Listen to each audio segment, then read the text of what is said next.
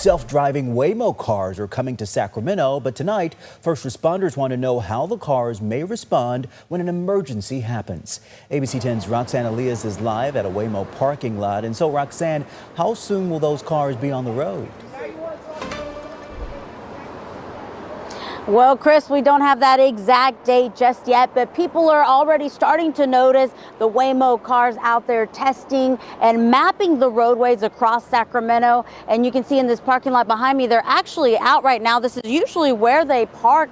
And now, right now, you can still see a driver behind the wheel, but that could soon change because these cars may be operating on their own soon. In downtown Sacramento, Waymo drivers bring the vehicles to this parking lot near 14th and I Streets where they are stored and charged. So it's sort of a three-phase process. First, Waymo spent a ton of time just mapping the roads. They're past that.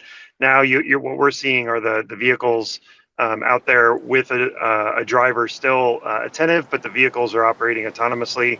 The next phase will be to test autonomous vehicles and then deploy for the public. Councilmember Phil Pluckebaum says passenger service could begin within a month. Mayor McCarty first announced Waymo's planned Sacramento rollout in March. Technology is changing our mobility options forever.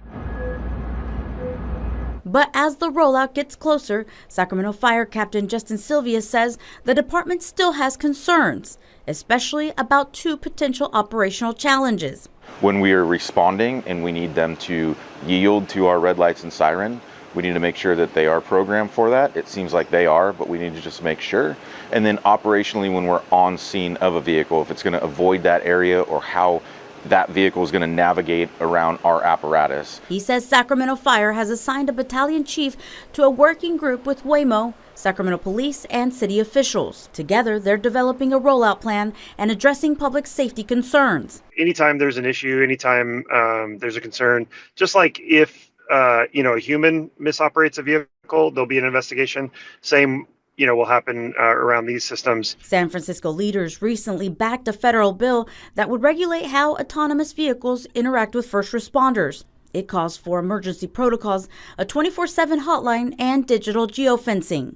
We asked Captain Sylvia how these safeguards could help Sacramento firefighters. I think it's very important that we have access as a fire department or for law enforcement as well to the vehicle in some way, shape, or form, and being able to move the vehicle, get it out of our way, or contact someone on a 24/7 basis that has access to the vehicle and can navigate it. Sylvia says the bill is a step in the right direction, but they'll have to work collaboratively with Waymo to iron out any issues. When something is new like this, especially to us, there's going to be things that are kind of blind spots for us that we don't see initially. But as we start seeing more Waymo usage go on, we're going to have to make some tweaks. Waymo declined an interview and says it has no new timeline to share. The company says its cars are currently testing in autonomous mode with specialists behind the wheel. Now, Councilmember Pluckebaum says that he does expect passenger service to start in the Midtown area and the downtown area, but that may change as its popularity may grow here in this area. I'm live in downtown Sacramento. Roxanne Elias, ABC 10. Okay, Roxanne, keep us posted as you learn more. Thank you.